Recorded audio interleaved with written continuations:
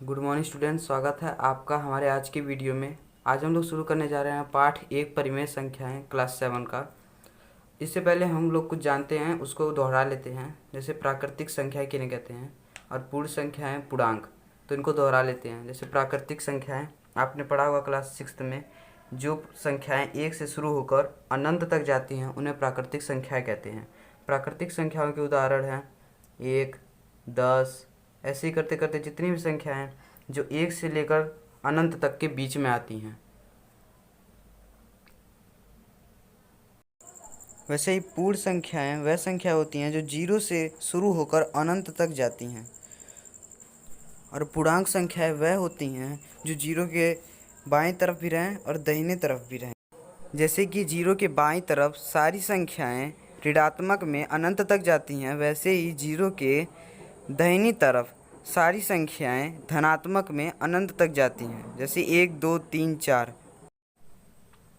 परिमेय संख्याओं को देखते हैं। परिमेय संख्या की परिभाषा है, एक परिमेय संख्या को एक ऐसी संख्या के रूप में परिभाषित किया जाता है जिसे p/q के रूप में व्यक्त किया जा सके, जहां p और q पूर्णांक हैं और q ≠ 0।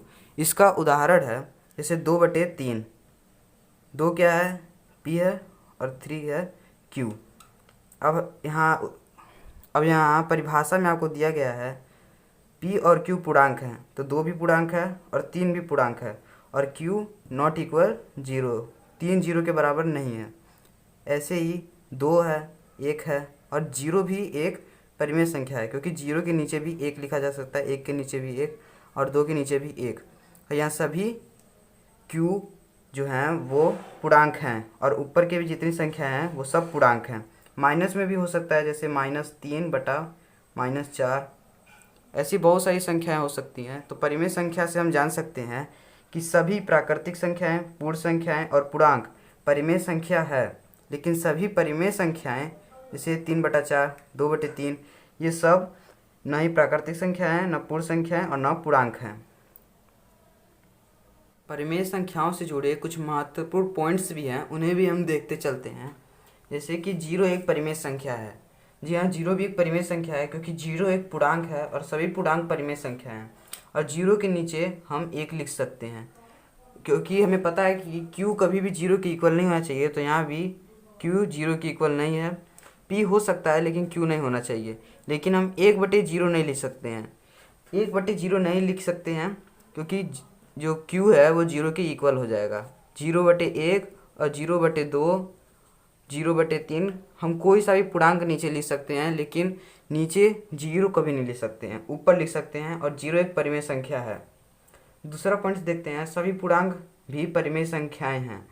सभी पूर्णांक, जितने पूर्णांक हमने पढ़े हैं, -3, -2, 1, 0, 1, 2, 3, ये सब अनंत तक जाते हैं। ये सब परिमेय संख्याएं हैं, क्योंकि इनके नीचे हम 1 हमेशा रहता है, इनके नीचे हमेशा 1 रहता है। ये सब परिमेय संख्याएं हैं। अब तीसरा पॉइंट देखते हैं, इसमें लिखा है परिमेय संख्याओं के हर ऋणात्मक और धनात्मक दोनों हो सकते हैं। परिमेय संख्याओं के हर ऋणात्मक और धनात्मक इसलिए हो सकते हैं क्योंकि सभी जो जितने भी पूर्णांक हैं वो सब परिमेय संख्याएं हैं। जो -3 भी हो सकता है और 4 भी हो सकता है, 4 भी हो सकता है बटे -3 भी हो सकता है। तो परिमेय संख्याओं के हर ऋणात्मक भी हो सकते हैं, धनात्मक भी हो सकते हैं, और अंश ऋणात्मक और धनात्मक दोनों हो सकते हैं।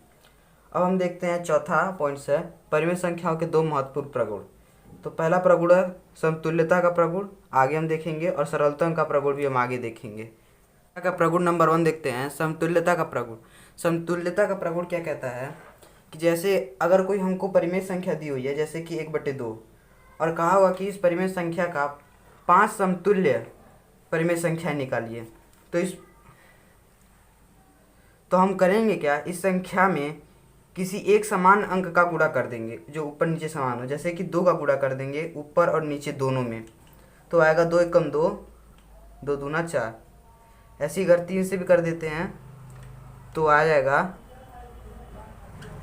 3 × 3, 3 दूना 6। और ऐसे अगर 4 से कर देते हैं तो आ जाएगा 4 × 4, 4 दूना 8। और ऐसे अगर 5 से कर देते हैं तो आएगा 5 से कम 5, 5 दूना 10। तो हमने देखा जो 1/2 जो है वो इन सब संख्याओं के बराबर होगा। 2/4 के ही बराबर होगा, 3/6 के ही बराबर होगा, और 4/8 के भी बराबर होगा, और 5/10 के भी बराबर होगा। क्योंकि हमने इस परिमेय संख्या में एक समान अंक का ही गुणा किया है।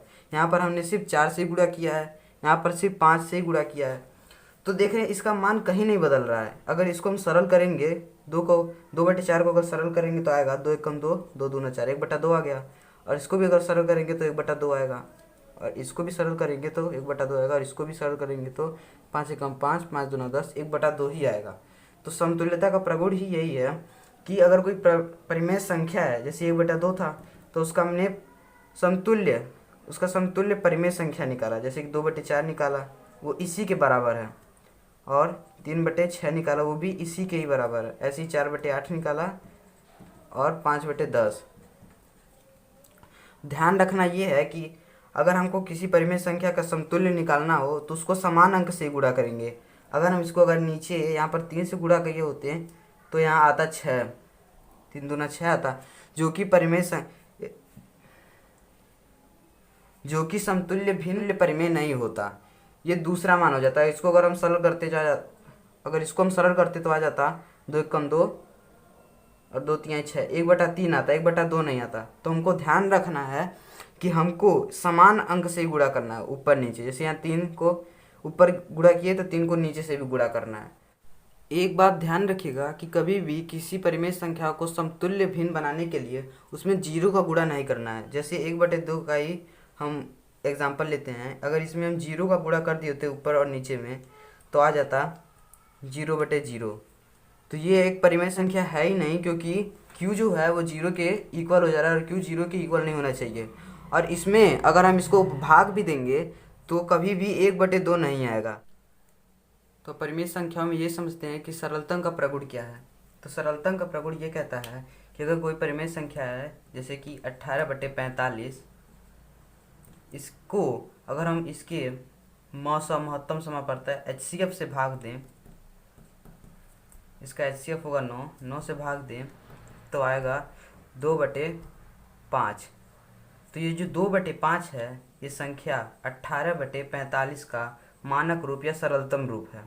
और ये भी एक नियम है कि इसका जो Q है 5 और ये जो P है 2, इन दोनों का अगर HCF निकाला जाए, 2/5 का HCF निकाला जाए तो होगा जैसे 2 गुणे 1 और ये 5 गुणे 1। तो 1 के अतिरिक्त और कोई भी कॉमन नहीं आना चाहिए। अगर 1 के अतिरिक्त कोई और कॉमन आ गया तो ये जो आंसर आएगा वो इसका सरलतम रूप या मानक रूप नहीं होगा। जैसे एक और एग्जांपल लेते हैं, जैसे कि 25/40 लेते हैं। तो 25/40 को हम भाग देंगे इसके HCF से तो आएगा 5। तो ये आएगा 5/25, 5 फिर 40 आएगा 5/8। तो ये 5/8 इसका सरलतम रूप या मानक रूप है। इसका 5/8 का हम HCF भी लेके देख लेते हैं। 5 और 8 का आएगा 5 गुणे 1, और 8 का आएगा 2 गुणे 2 गुणे 2 गुणे 1। तो इसमें सिर्फ 1 और 1 ही कॉमन हो रहा है और कोई भी संख्या कॉमन नहीं हो रही है। तो मतलब 5/8 जो है वो इस परिमेय संख्या 25/40 का सरलतम रूप और मानक रूप है। तो आप समझ गए होंगे सरलतम का प्रगुण क्या होता है। तो अगले वीडियो में हम देखेंगे एक्सरसाइज 1A कंप्लीट सॉल्यूशन। तो वीडियो के साथ पूरा बने रहने के लिए धन्यवाद। वीडियो को लाइक कर दीजिए, सब्सक्राइब कर दीजिए चैनल को, ऐसे ही हमारे साथ बने रहने के लिए धन्यवाद।